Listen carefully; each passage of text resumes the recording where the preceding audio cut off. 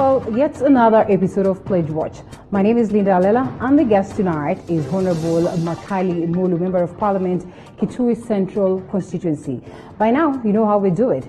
It's time for the people of KITUI Central to tell us if they are satisfied with the services rendered by the Member of Parliament. Do they feel well represented? If no, then he is here. And of course, we certainly are going to hold him to account. We also briefly touch on the regional and national politics.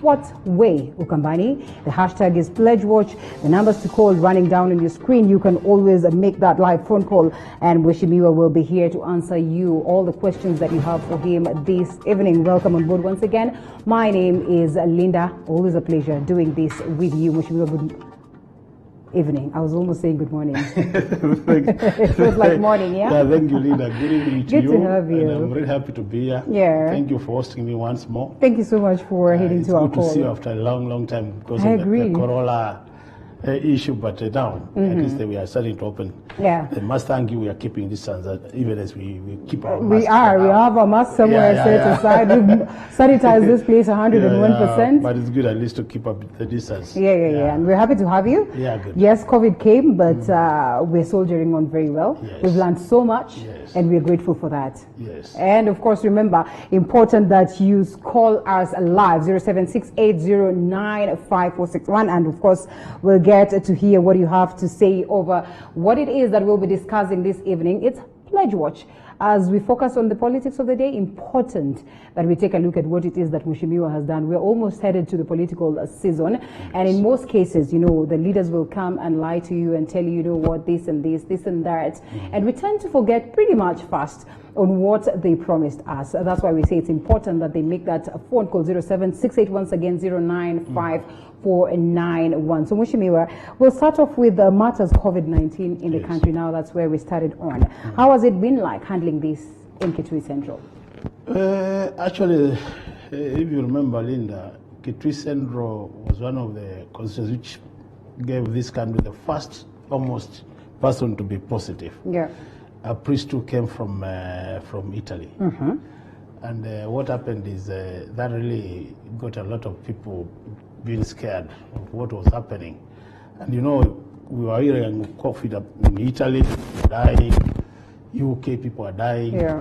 So when this priest landed back to the town, because it's just a neighbor of the town, people got worried.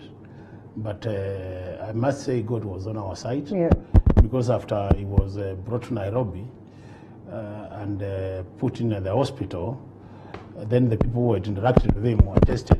We only managed to get a case. And actually from that time, COVID disappeared for some time. But about a month ago, we started now getting the numbers again. In the KITUI. And as we are talking, almost 100. But from that early time now, because people got scared and they started being very cautious on what they were doing. Yeah. As a leader, we did also participate in supporting the whole war against COVID. So we provided some these basins for washing hands. We provided masks to our people. We also managed to get some sanitizers, and we were able to give them. And you remember through the KITUI, which is a county government program, identified as one of the areas to be producing the masks. And our people were able to access masks. Yeah.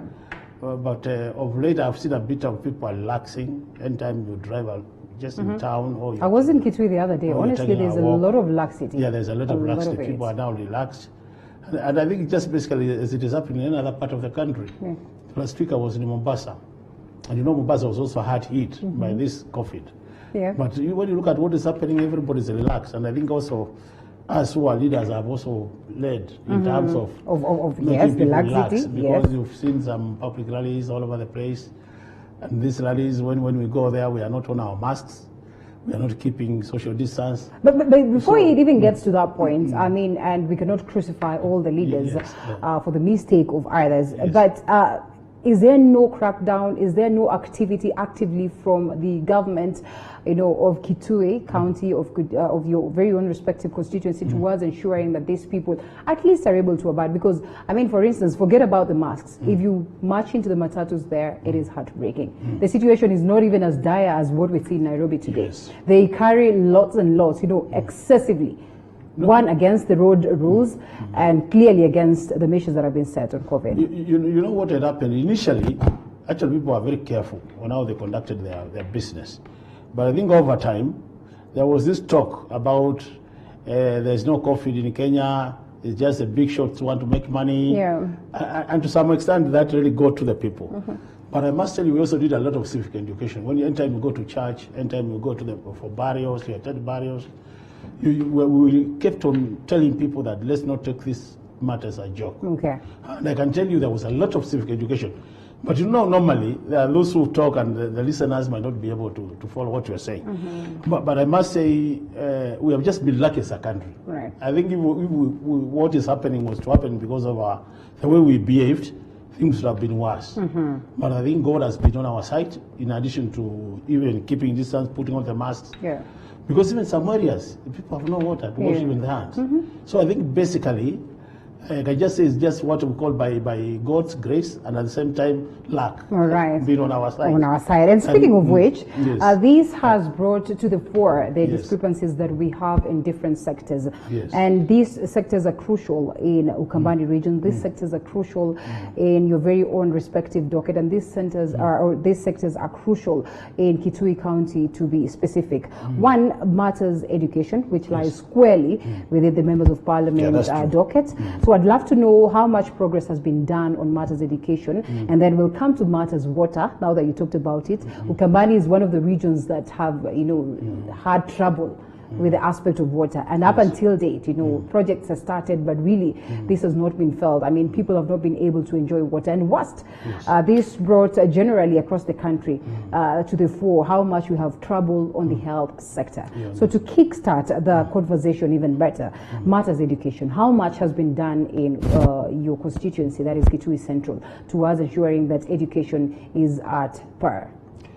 Yeah, thank you for that question. Normally what happened, when I got to Parliament, that was 2013, part of our first term, we were able to do a lot with the CDF money because the act had not been amended.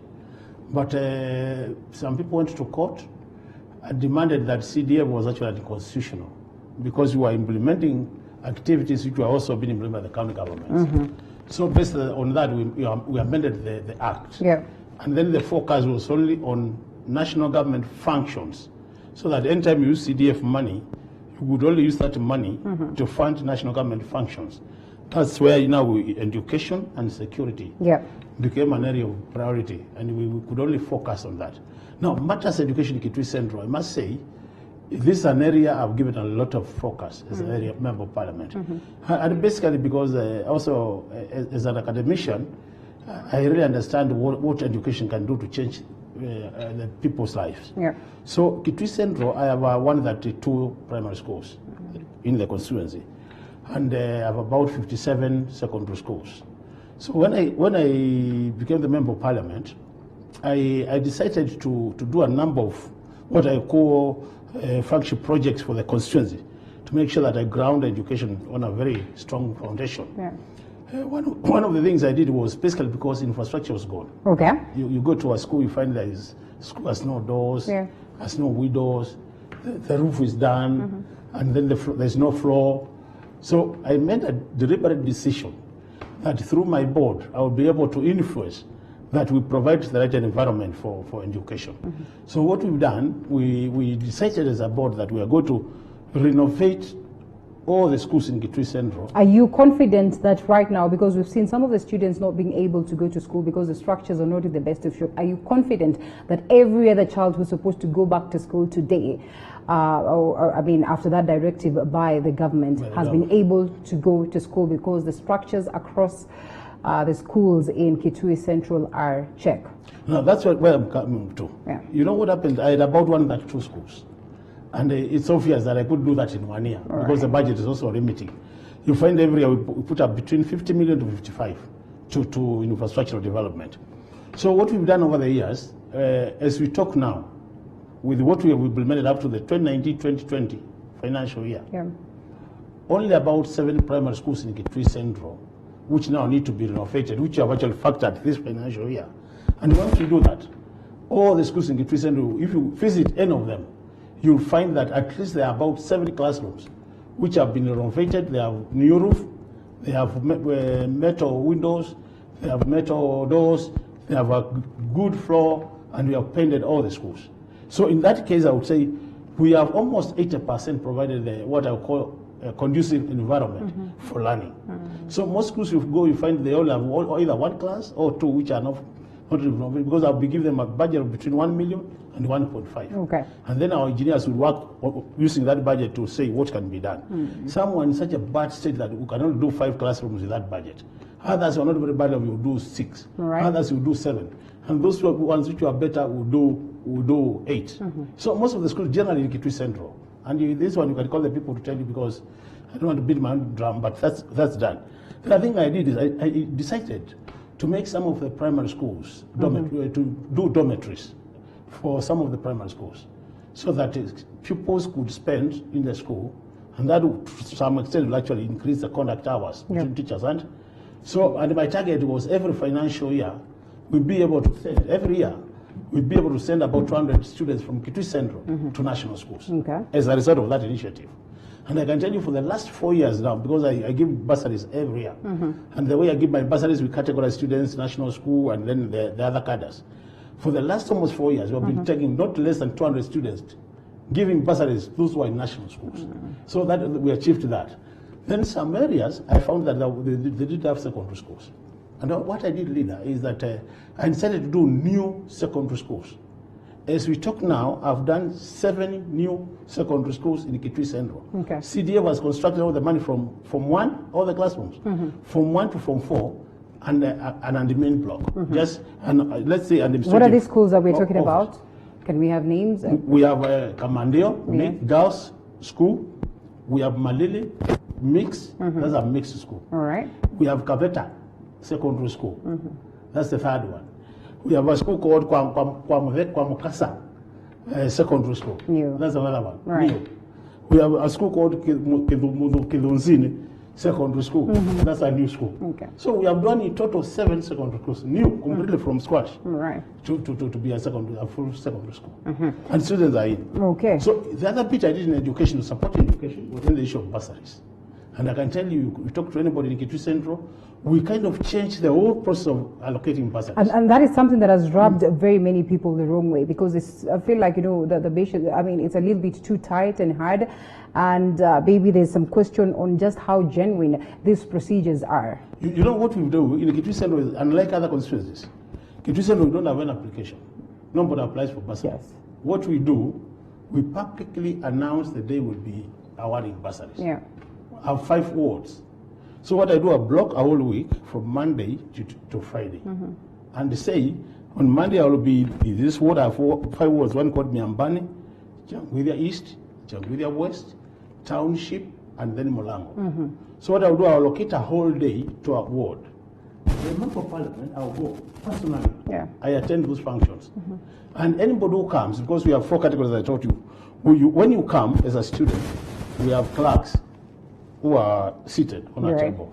So if you are a national school student, you go to the desk of national schools, you register. If you are a total orphan, you go to the total orphan desk, you register. Yeah. If you are partial orphan, then you go to the partial orphan desk, you register. And if you are a needy student, now needy students are those students who have 2 parents, but they are needy, they need to be supported. Okay. Then there's a desk for that. Now, once they register all of them, based on the budget we have, we come and say we have these numbers. Then we would start with the total orphan, because that's the most needy. Yeah. Everybody who registers gets bursary in KITUI Central. Rose Kavindu asks that before COVID struck, there were plans of people getting bursaries. This did not happen. So then what are the plans now that we have our students going back to school? Rose Kavindu is not informed. Okay. I can tell you for sure. All right. In KITUI Central, as we are talking now, everybody who came for bursaries, they have bursaries. We gave all the bursaries to everybody, university students, checks who are sent to the schools. It's a matter of going back to school and get your receipt. Yeah. Because the money is with the school. All right. Rose, you can always call and challenge that. She can always call and challenge that. And because I'm on top of what is happening in KITUI Central. Yeah. As the member of parliament, I monitor. I can tell you for sure we have released all the money. Our budget was 45 million. It's gone. Okay. fully dispersed to the schools. All right. And you can confirm with the principals of the schools.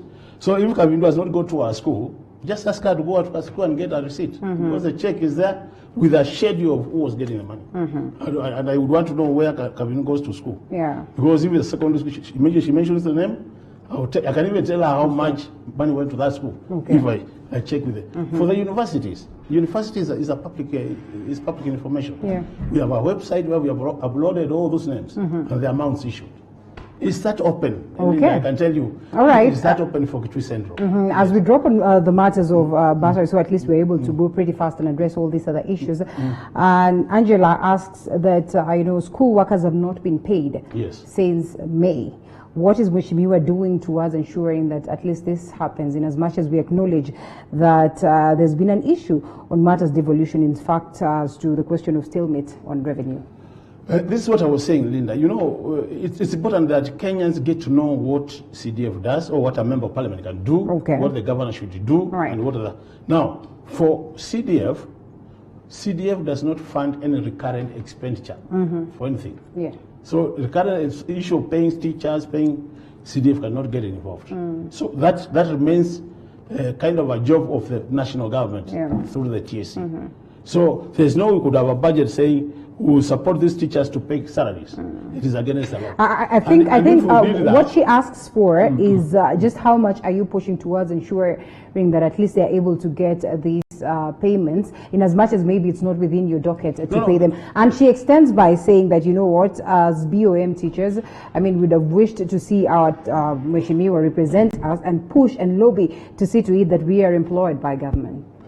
That's a good thing. But really, let me make this clear. And that's what I'm saying. The Bible, at one point, there was this talk about my people getting lost because of lack of information. Knowledge, yes.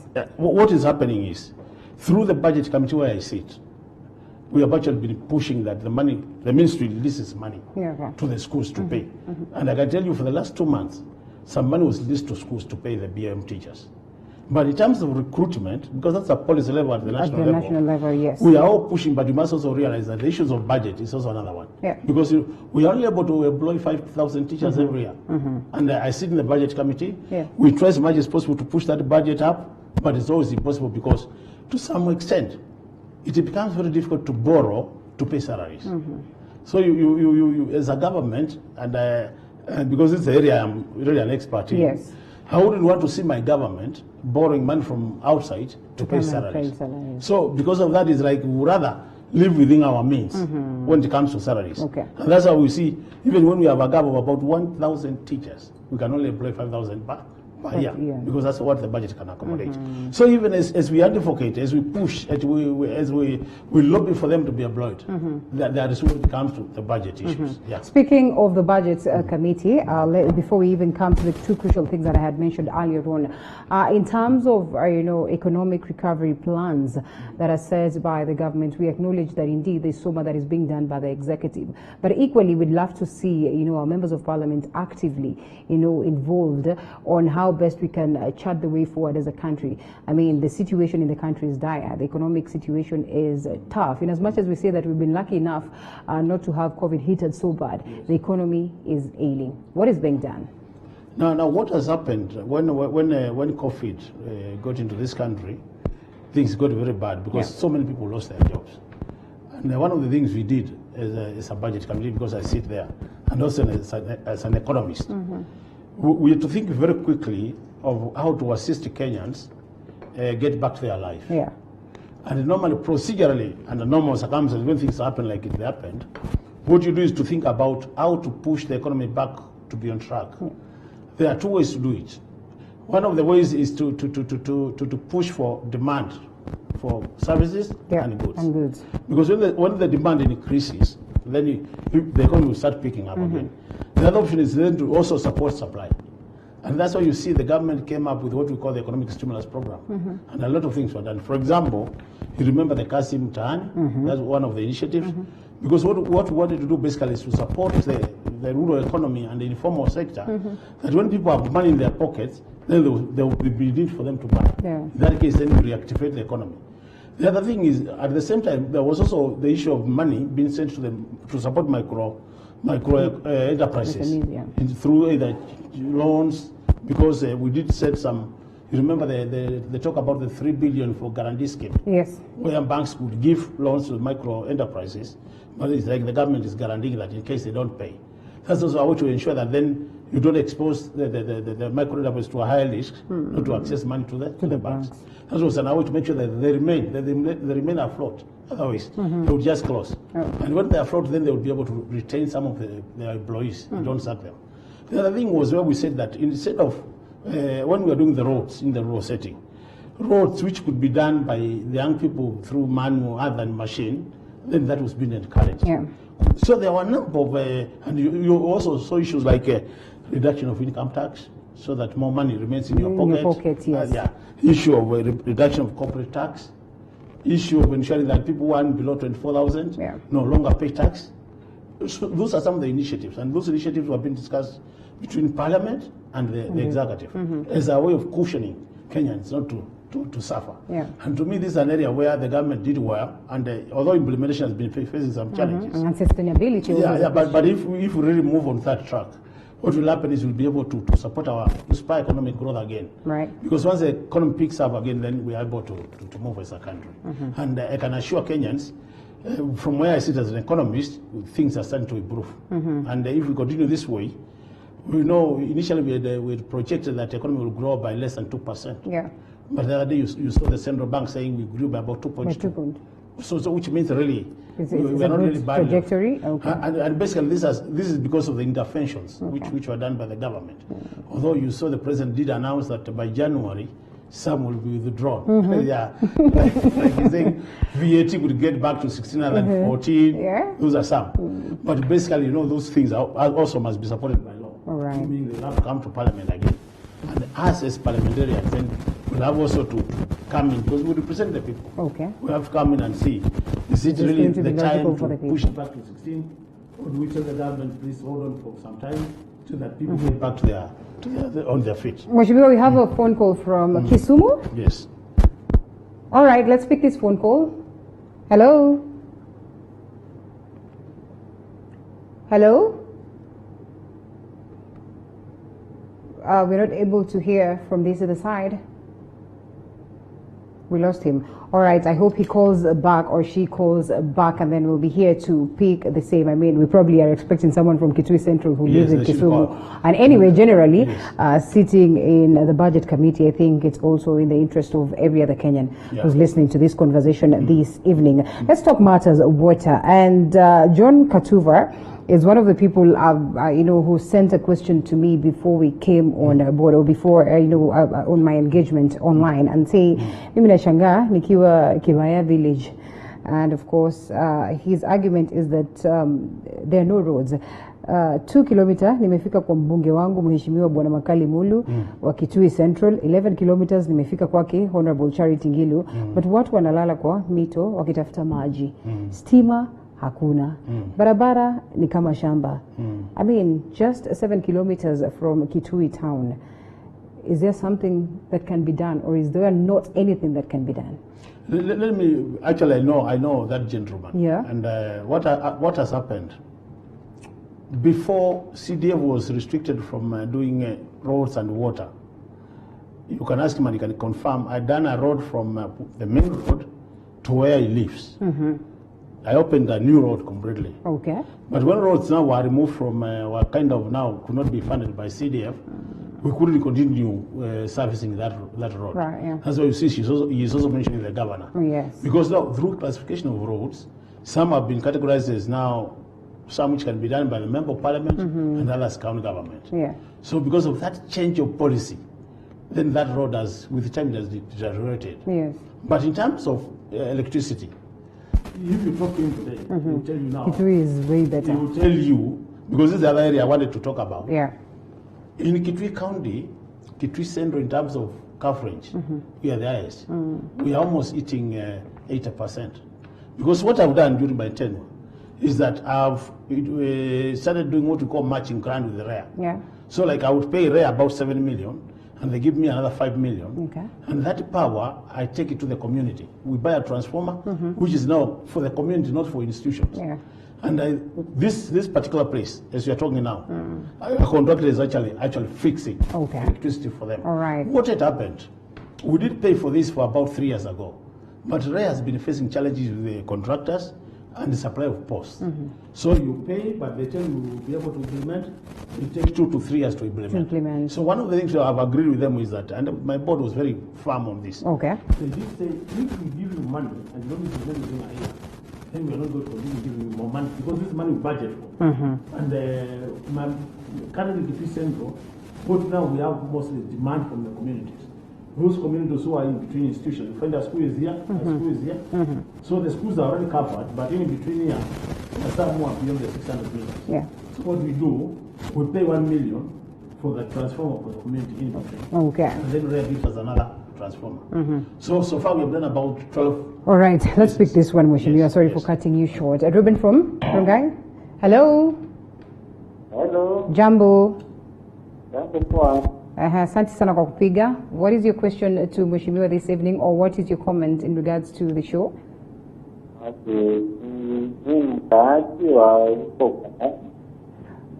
Sorry, if you'd give us some volume, please, Mr. Soundman, so we're able to hear him well.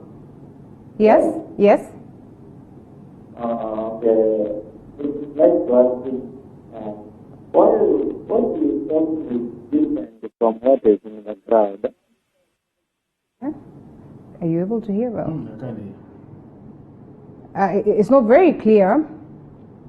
All right, I hope he calls back again. I don't know why his line is not as clear. You can actually send a message. The SMS short code is 22047. And still, I insist for those who are able to call and we get it clear, 0768 095 491. And we get to hear what you have to say in regards to the same. I think it's only fair that we take a quick short break and then we come back to expound some more in the conversation. Of course, we still are left with matters health and briefly matters waters as we also take a look at the Ukambani politics before we get to wind up.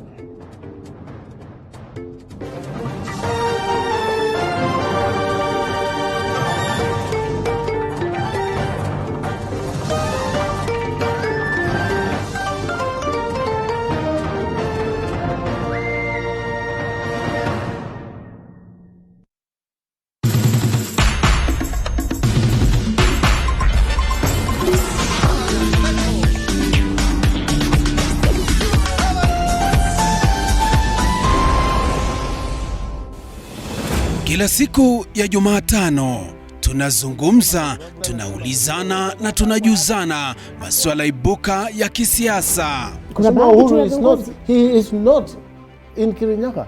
Maisha yangu ni huru na watu wangu wanyali. Tulivunja vyama vya URP na TNA na vyama vingine tanzu, ndio tukaunda chama inaitwa Jubilee. Mijadala komavu kuhusu yanayokuhusu, na zaidi ya yote tunakupa nafasi kumfahamu kiongozi wako katika kipindi Mfahamu Kiongozi. Yako kama mtoto ilikuwa gani? Mimi nilizaliwa sasa najuaje maisha ilikuwa. Wakati namuuliza maisha. Kwanza ilikuwa tu ni jaribu kabisa kufikia pahali ambapo nitafika Nairobi. Najua ilikuwa ni kazi ambayo ilichukua siku mingi sana kufika Nairobi. Kila siku ya Jumatano kuanzia saa 1:30 hadi saa 2:30. Ungana naye Elizabeth Mutuku. Usikose.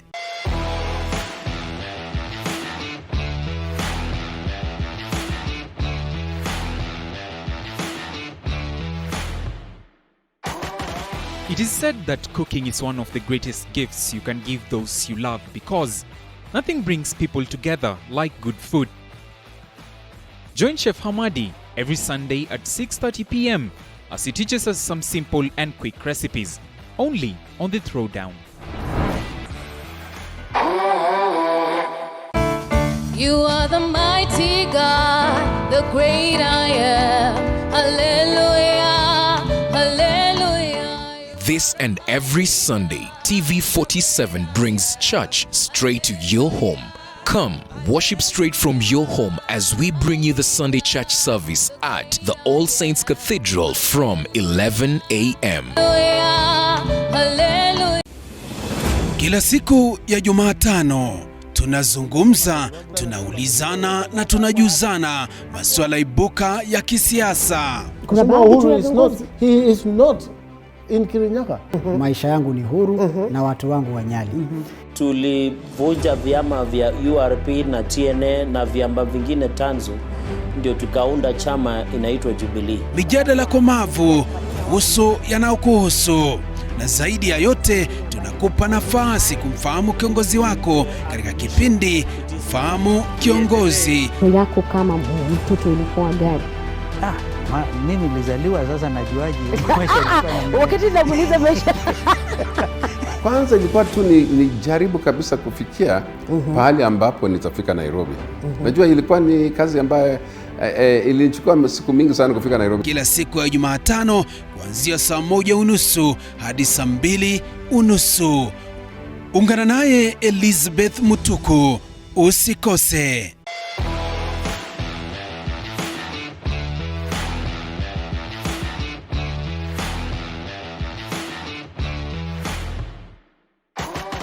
It is said that cooking is one of the greatest gifts you can give those you love because nothing brings people together like good food. Join Chef Hamadi every Sunday at 6:30 p.m. as he teaches us some simple and quick recipes, only on The Throwdown.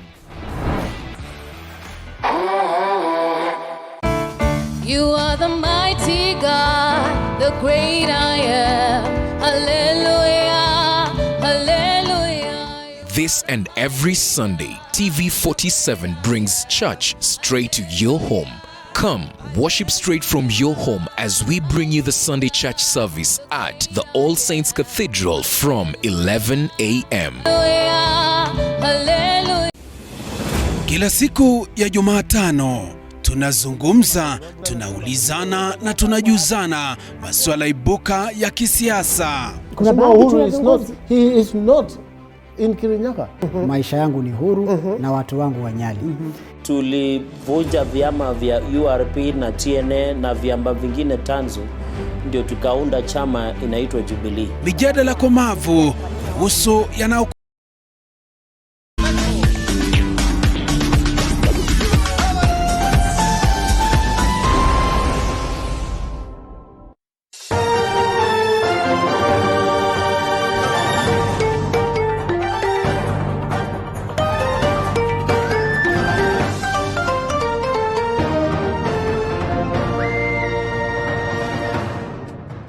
Welcome back to Pledge Watch. Remember, the guest of the night, Honorable Makali Mulu, KITUI Central Member of Parliament, just trying to weigh in or, giving us account as to what he's done for his people. Thank you so much for the great feedback that you're sending in.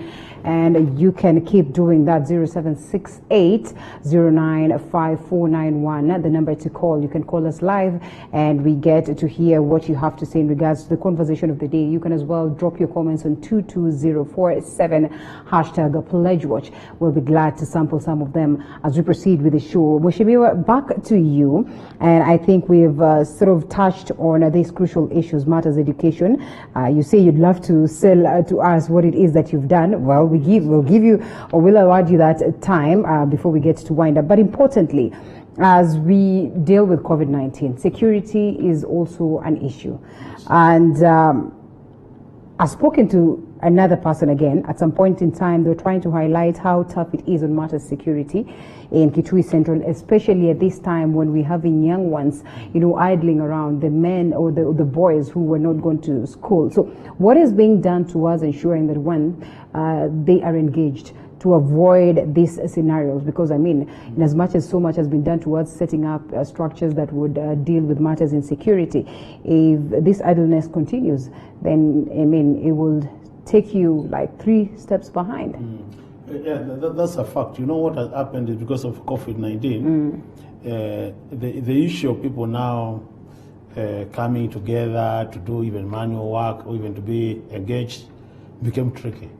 The other thing is because of the curfew. Yeah. Then you find that come 9 day or 7, you could not get out of your house. So I think those of us who are not good in terms of character and all that took advantage of that. Yeah. And I must confess, actually, immediately we started the curfew, we had a lot of problems, even in my own village. I remember at one point it got so bad that we lost a couple, which was actually murdered by thugs. And a lot of shops were broken into, things stolen. But I did engage the OCS, and we did agree that they will need to patrol so that, when there's visibility of police. So through the local security teams, that is the chief, the assistant chiefs, and the Nyumba Kumi arrangement, they were able to contain, but not to in totality.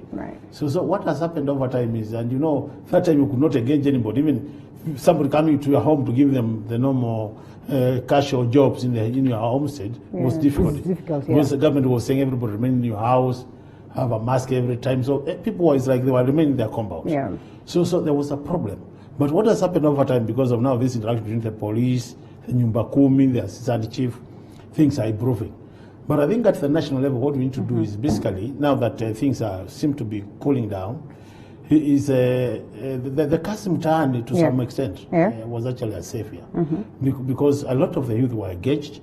So daytime they would be able to work, and after every week they were being paid, so they would get some money to their pockets. And when you have money, you don't think about those small things to go and stealing around. And to me, I think really the issue of the kasi mtaani was a relief. We did because this was only targeting the informal settlements. So we only did in KITUI town. And that's where you have now a lot of youth who could not go to their farms. Because if it's a rural setting, the young people would go to the farm, and in the evening they are tired, they would just sleep. But in the town, urban setting, people don't go to the farms. So it's when they wake up in the morning, they can just write everything in the shops. Those who chew a bit of melon, they will be doing it. The others are engaged in normal. It's like what we say, I don't mind. Just seated, you're not doing anything. But with the Kasi Mutani now targeting the urban settings, then most of them were engaged. They wake up in the morning, do a bit of cleaning of the town, clear the sewage lines and all that. And then things started working. So many have looked at Kasi Mutani as something that is as simple as short term, and youths really seek to have long-term employment opportunities, job opportunities. But as I told you, Kasi Mutani was not supposed to be permanent. Basically, it was something now to push the demand side. It was a way of pushing money to the pockets of Kenyans, so that they can create demand for goods and services, and that way sustain some of the small factories which were almost closing down. Because once you have money, then if we are demanding people to buy bread because I have money, the bakery must continue working so that they supply bread. If it has worked, then why is it so hard to make it a long-term? No. What has happened? Because the thing is, the problem is we are not creating enough jobs that once we do the Kasi Mutani, as we exit from Kasi Mutani to our people can now be taken on permanent basis. So what will happen is, to some extent, those who have lost their jobs, there are some who will never want to come back to their jobs. So there will still be some openings for those who are doing Kasi Mutani to join. But it will not be enough for everybody who is doing Kasi Mutani to join. So what will happen, we'll have some team joining and another team remaining out.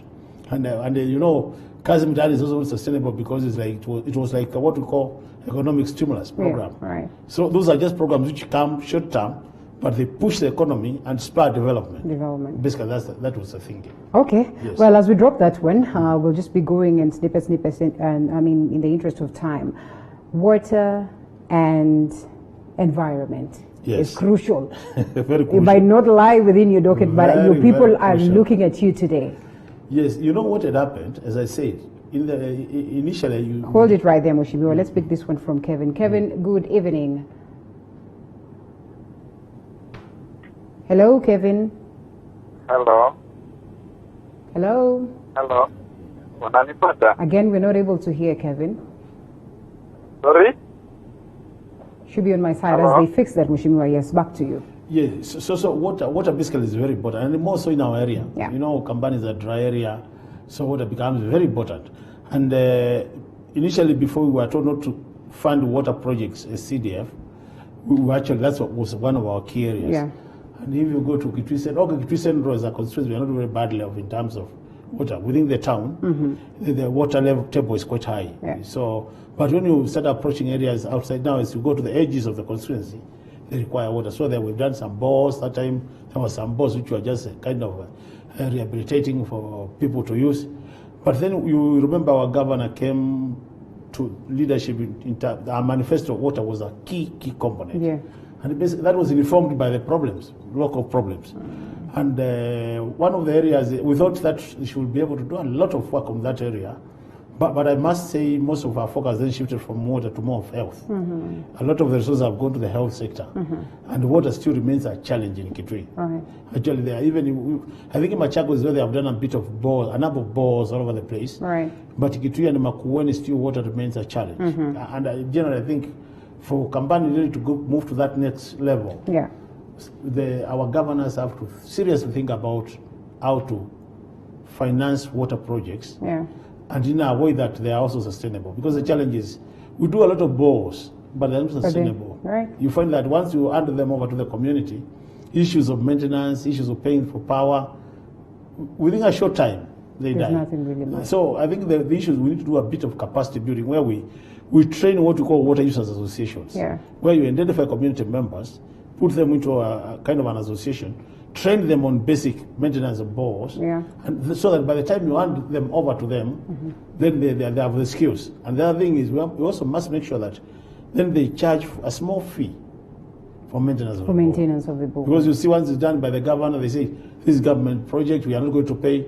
So they draw water. Anytime now there's breakdown, they can't repair. And these are the issues. Right. But for you to achieve that level, you must do a lot of civic education, so that people don't say you are selling water to them. Okay. They see that the small fee we are paying is to service our bore, so that we continue getting water for a longer time. Interesting. I would love for us to touch on matters health, but then we know so much has been done across different counties after COVID-19. So we'll leave that one and briefly, because we have about 5 minutes or so to wind up, briefly talk about the politics of the nation, the politics of Wiper, the politics of Ukambani. Yes. I don't know where to start. There's so much to do. You know. Okay, what way Ukambani, honestly? Now, Ukambani, just as we know, as Mlembe Nation is as confused. I've said this many times. Ukambani, like other regions of Kenya, we are keen on also producing a presidential candidate. And I think being a member of Wiper, we have said openly as Wiper Party that this time our leader, Honorable Kalonzo Musyoka, is going to be a presidential candidate. Where? That one we have said. There's nothing that the three governors would do to root him out? That is nothing going to stop him. We are also not going to tell our three governors not to try their luck. But I've said many times and I want to repeat it. It will be an unhappy task for them to, for anybody to penetrate Ukambani, so long as Kalonzo is in existence. We wish them well, but for now, and I want to say, that's why you see we have now started our rallies going out there. About 2 weeks ago, we were in Mombasa. And we have said we're going to visit all parts of Kenya to tell Kenyans what Wiper stands for. And I can tell you for sure, Linda, if you look at the Wiper manifesto, I think Wiper provides the best opportunity for Kenyans to have proper governance of this country. I'd be interested to know your take on the BBI and how this will alter the plans of... We have been very open as a party. We have made our presentation. We have said we support the BBI, and most of our focus, we have said Wiper is a party, we want devolution to be strengthened. So in this case, do you suppose the BBI will alter the plans of Wiper? No. No, what we are saying is, when it comes to devolution, we are in support of it. And we are saying now, we want to move from the county level to the ward level. So Wiper supports the Ward Development Fund, so that the MCRs have something similar to what the MPs have. The other thing we support, Wiper also supports the issue of, the executive, expanded executive.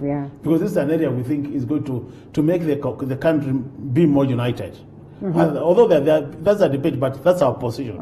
That when you expand the executive, at that time, although Kenyans are saying you're expanding positions for people, but to me, I don't think that build positions for individuals. I see them build positions to make sure that this country remains united even as we move to the future. Because individuals come and go, but the country remains. All right. Madam Director, I'll ask for 2 minutes only because I had promised Mushimiwa a chance for him to sell out and tell us his next political move and equally what it is that he says is crucial that is done in the education sector as we wind up. Now, the only part I didn't mention in the education sector is the issue of construction of science labs for the secondary schools. You know, I did realize that unless you do science labs for the schools, then it's difficult to get engineers, doctors, scientists coming from our secondary schools. So when I got into the office, I said I would want to see all my secondary schools having science laboratories so that we promote the science education. And as we sit here, Linda, after implementing what I've planned this year, every school in KITUI Central will have at least one science lab, which is complete with the equipment, so that students don't have to be taken to other schools to see what happens in a science lab. They'll be able to do that within their own school. And to me, that's another milestone I think I've achieved. The last one, on the area of security, when I got in, actually, very few of my chiefs were able to have an office. They lended some small offices in the shops. Others were working from their own homes. So that you wake up in the morning and the first person you see there is somebody coming to report to the chief. You have your wife there and your children. So I said, this is the way things are done professionally. So we have done offices for all the chiefs. Now, this financial year, once we implement, every chief and assistant chief in KITUI Central will be having at least a 3-roomed office where they can sit, assist our people, serve them, and at the same time hold meetings when they're discussing development issues, security issues, and then other issues which the chiefs do handle. And I'm sure you're aware, Linda, research has confirmed that the chiefs in Kenya do almost 70% of all the disputes in this country. The disputes in the country. So they need a good office to sit in. So generally the other area I've done a lot is the area of roads. We've worked very well with the KERA, Kura, and Kena to make sure that our roads are done well. And I can tell you for sure, I would want KITUI people to talk about the roads because we've done a lot. And people are very happy with what we have done. Some areas we were not motorable. Now what we have done, we have done slabs so that even when it's raining, they're able to move. And we have done so many of them. And the only thing in the area of roads, my director will finish is the compensation for our people. You know, Kena, the KITUI Boys Road. No, the road is almost complete. Our people have never been compensated. We have really made a lot of noise, but the government the land has been taken. And I think time has come that they compensate our people. Because they have been so cooperative, they have given them land. The road is well done. We appreciate the road, but it is also good. We will not even know your political moves, but I promise to invite you here as we take a look on whether indeed you've achieved the laboratories that you're talking about. Honorable Makali Mulu, thank you so much for the great insights. Thank you so much for the work that you're doing to the people, and we hope that you continue to do more. And also thank you so much for your feedback. That's where we get to wind up Pledge Watch. My name is Linda Alela. Do enjoy the rest of your viewing. Abu Bakar is up next with the news of the day.